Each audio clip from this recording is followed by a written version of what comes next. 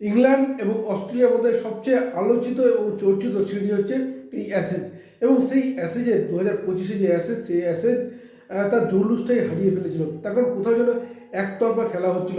একদিকে যেমন অস্ট্রেলিয়া পরপর 3টে টেস্ট জিতে সিরিজ পকেটে পুরে নিয়েছে, ঠিক তেমনই অন্যতম গুরুত্ব পিচ ফ্যাক্টরটাও হয়ে নেই। কারণ কোনো টেস্ট শেষ হয়েছে মাত্র 2 দিনে বা মাত্র 3 দিনে, ফলে পিচ নিয়েও কিন্তু প্রশ্ন আছে। কিন্তু সেই অ্যাশেজের যেটা গোটা ক্রিকেট বিশ্ব চায়, সে হচ্ছে হাড্ডাহাড্ডি লড়াই, তা দেখতে চলছে পঞ্চম টেস্টে। তার কারণ আগেই বলে রাখি, প্রথম 3টে টেস্ট জিতে ইতিমধ্যে সিরিজ পকেটে পুরে নিয়েছে অস্ট্রেলিয়া, চতুর্থ টেস্ট জিতে ইংল্যান্ড, এবং যার ফলে এই মুহূর্তে সিরিজ কিন্তু 3-1। অর্থাৎ এই পঞ্চম টেস্ট ইংল্যান্ড জিতলেও হয়তো সেটা ব্যবধানটা বাড়ানো হবে, 3-2 হতে পারে, কিন্তু অস্ট্রেলিয়া যদি জিতে 4-1 সিরিজ জিতবে। কিন্তু হাড্ডাহাড্ডি লড়াই কীভাবে হচ্ছে?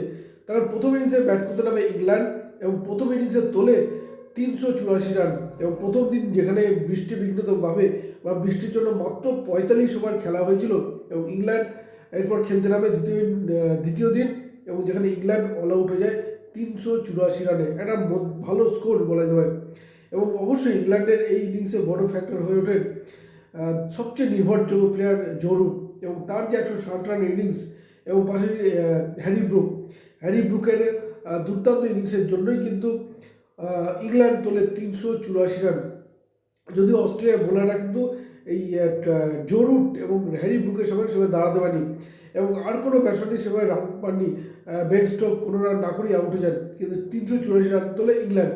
এরপর খেলতে নামে অস্ট্রেলিয়া, এবং অস্ট্রেলিয়া কিন্তু শুরুটা খুব একটা খারাপ হয়নি।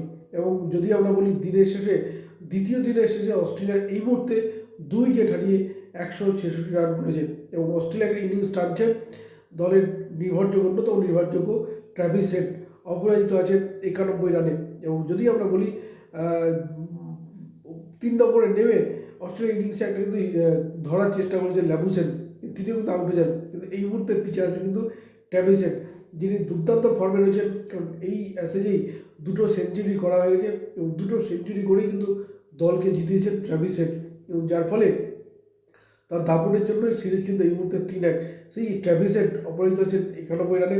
এখন দেখা যাক ইংল্যান্ডের এই 384 রানের কে সামনে রেখে অস্ট্রেলিয়া কত তুলতে পারে, এবং তারপরে এই খেলার ফলাফলটা কী দাঁড়ায়। ইংল্যান্ড কি পারবে এই সিরিজে হারের ব্যবধানটা কমাতে, নাকি অস্ট্রেলিয়া এই টেস্ট জিতে সিরিজ 4-1 জিতবে?